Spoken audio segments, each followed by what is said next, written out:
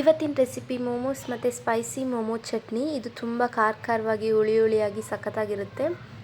ಮಾಡೋಕ್ಕೆ ಸಹ ತುಂಬಾ ಈಸಿ. ಇದೇ ರೀತಿ ನಿಮಗೆ ಹೊಸ ರೆಸಿಪಿಗಳನ್ನ ಮನೇಲಿ ಹೇಗೆ ಮಾಡೋದು ಅಂತ ನಾನು ನಿಮಗೆ ಹೇಳ್ಕೊಡ್ತೀನಿ. ಅದು ಯಾವುದು ವೀಡಿಯೋಸು ಮಿಸ್ ಆಗಬಾರ್ದು ಅಂದರೆ ಈಗಲೇ ನಮ್ಮ ಚಾನಲ್ಗೆ ಸಬ್ಸ್ಕ್ರೈಬ್ ಮಾಡಿ.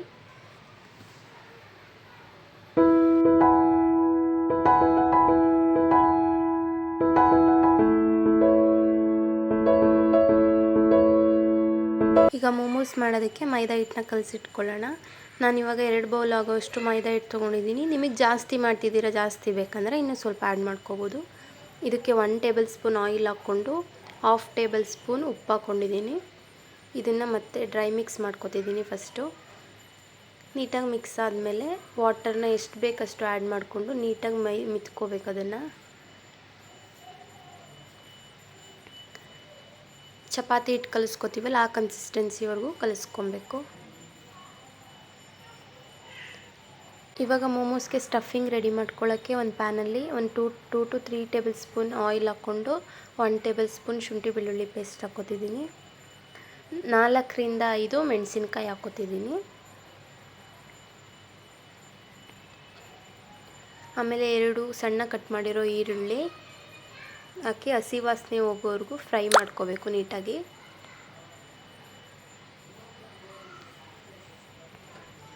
ಕಾಲು ಭಾಗದಷ್ಟು ಎಲೆಕೋಸನ್ನ ತೊಗೊಂಡಿದ್ದೀನಿ. 2 ಕಪ್ ಆಗಿದೆ. ಸಣ್ಣ ಕಟ್ ಮಾಡ್ಕೋಬೇಕು, ನೀಟಾಗಿ ವಾಶ್ ಮಾಡಿ. ಇದೆಲ್ಲ ಹಸಿ ವಾಸನೆ ಹೋಗೋವರೆಗೂ ಫ್ರೈ ಮಾಡ್ತಾ ಇರಬೇಕು.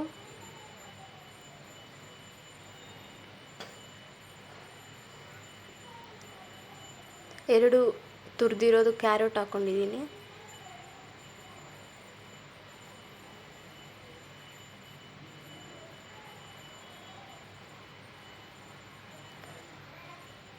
ಇದೆಲ್ಲ ಫ್ರೈ ಆಗಬೇಕಾದ್ರೆ 1 ಟೇಬಲ್ ಸ್ಪೂನಷ್ಟು ಉಪ್ಪು ಹಾಕ್ಕೊಂಡು ಒಂದು 1/2 ಟೇಬಲ್ ಸ್ಪೂನ್ ಪೆಪ್ಪರ್ ಪೌಡರ್ ಹಾಕ್ಕೋಬೋದು, ನಿಮಗೆ ಖಾರ ಬೇಕಂತ ಅನಿಸಿದ್ರೆ.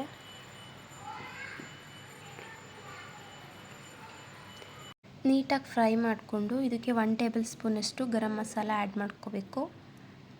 ಇದು ಎಲ್ಲ ಹಸಿ ವಾಸನೆ ಹೋಗೋವರೆಗೂ ಫ್ರೈ ಮಾಡ್ತಾ ಇರಬೇಕು. ಫ್ರೈ ಮಾಡಿದ್ರೆ ನಿಮಗೆ ಸ್ಟಫಿಂಗ್ ರೆಡಿಯಾಗಿ ಹೋಗುತ್ತೆ. ಇವಾಗ ಮೊದಲೇ ಕಲಸಿಟ್ಟಿದ್ದಂಥ ಮೈದಾ ಹಿಟ್ಟನ್ನ ನೀಟಾಗಿ ಒತ್ಕೋಬೇಕು. ಯಾವ ಶೇಪ್ ಬೇಕು ಆ ಶೇಪ್ಗೆ. ಫಸ್ಟ್ ಹಸಿ ಹಿಟ್ಟು ಹಾಕ್ಕೊಂಡು, ನಿಮಗೆ ಇದರಲ್ಲಿ 2 ಥರ ತೋರಿಸ್ತೀನಿ ನೋಡಿ ಯಾವ ಥರ ಮಾಡ್ಬೋದಂತ.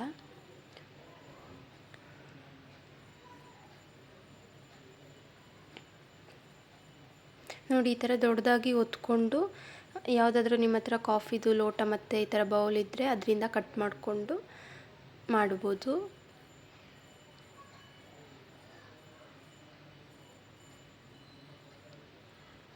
ಈ ಥರ ಬೇಡ, ನಾವು ಚಿಕ್ಕದಾಗಿ ಲಟ್ಟಿಸ್ಕೊತೀವಿ ಅಂದರೆ ಚಿಕ್ಕದಾಗೂ ಮಾಡ್ಕೋಬೋದು. ಇದಕ್ಕೆ 1ರಿಂದ 2 ಚಮಚ ಸ್ಟಫಿಂಗ್ನ ಮಾಡಿಟ್ಕೊಂಡಿದ್ವಲ್ಲ ಅದನ್ನು ಇದಕ್ಕೆ ಹಾಕ್ಕೋಬೇಕು. ಹಾಕ್ಕೊಂಡು ನೋಡಿ, ಇವಾಗ ನಾನು ಮಾಡ್ತಿದ್ದೀನಲ್ಲ ಆ ಥರ ಮಾಡ್ಕೋಬೇಕು ಫುಲ್ ಸುತ್ತನೂ.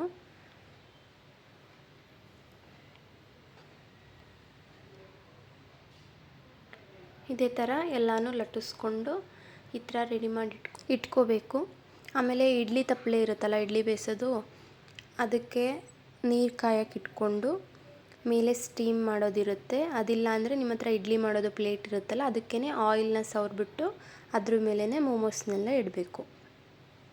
ನೋಡಿ, ನನ್ನ ಹತ್ರ ಈ ಥರ ಇದೆ, ಸೊ ನಾನು ಇದನ್ನು ಯೂಸ್ ಮಾಡ್ತಿದ್ದೀನಿ. ನಿಮ್ಮ ಹತ್ರ ಈ ಥರ ಇಲ್ಲ ಅಂದರೆ ಇಡ್ಲಿ ಮಾಡೋದು ಪ್ಲೇಟ್ ಇರುತ್ತಲ್ಲ ಅದರಲ್ಲಿ ಮಾಡ್ಕೋಬೋದು. ಇದಕ್ಕೆಲ್ಲ ಆಯಿಲ್ ಹಾಕ್ಬಿಟ್ಟು ಅದ್ರ ಮೇಲೆಲ್ಲ ನೀಟಾಗಿ ಜೋಡಿಸಿದ್ದೀನಿ. ಅದನ್ನು 15 to 20 ಮಿನಿಟ್ಸ್ ಬೇಯಿಸ್ಕೋಬೇಕು ಸ್ಟೀಮಲ್ಲಿ. ನೋಡಿ, ಮೋಮೋಸ್ ರೆಡಿ ಆಗಿದೆ. ಇವಾಗ ಮೋಮೋಸ್ ಚಟ್ನಿ ಹೇಗೆ ಮಾಡೋದಂತ ನೋಡೋಣ. ಪಾತ್ರೆಯಲ್ಲಿ ನೀರು ಕಾಯಕ್ಕಿಟ್ಟು 8ರಿಂದ 10 ಮೆಣಸಿನ್ಕಾಯಿ ಹಾಕ್ಕೋಬೇಕು. 2 ಟೊಮ್ಯಾಟೊ ಕಟ್ ಮಾಡಿ ಇಟ್ಕೊಂಡಿರೋದು. ನಿಮಗೆ ಖಾರ ಜಾಸ್ತಿ ಬೇಕಂದರೆ ಇನ್ನೂ ಸ್ವಲ್ಪ ಮೆಣಸಿನ್ಕಾಯಿನ ಆ್ಯಡ್ ಮಾಡ್ಕೋಬೋದು. ಇದನ್ನು ಚೆನ್ನಾಗಿ ಕುದಿಸ್ಕೋಬೇಕು, ಟೊಮೆಟೊದು ಸಿಪ್ಪೆ ಎಲ್ಲ ಸುಲಿಯೋವರೆಗೂ. ನೋಡಿ, ಈ ಥರ 10 to 15 ಮಿನಿಟ್ಸ್ ಆದಮೇಲೆ ಈ ಥರ ಆಗುತ್ತೆ. ಆಮೇಲೆ ಎಲ್ಲ ಮಿಕ್ಸಿ ಜಾರ್ಗೆ ಹಾಕ್ಕೊಂಡು ನೀರು ಹಾಕ್ತೇನೆ ರುಬ್ಕೋಬೇಕು.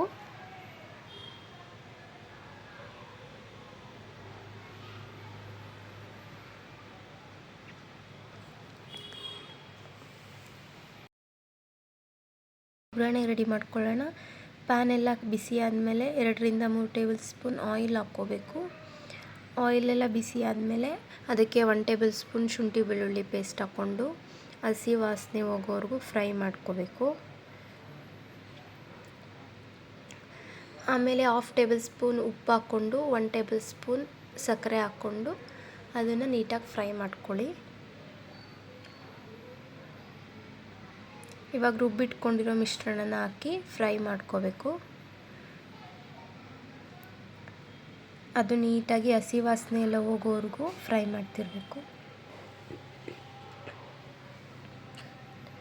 1 ಟೇಬಲ್ ಸ್ಪೂನ್ ಸೋಯಾ ಸಾಸ್ ಹಾಕ್ತಿದ್ದೀನಿ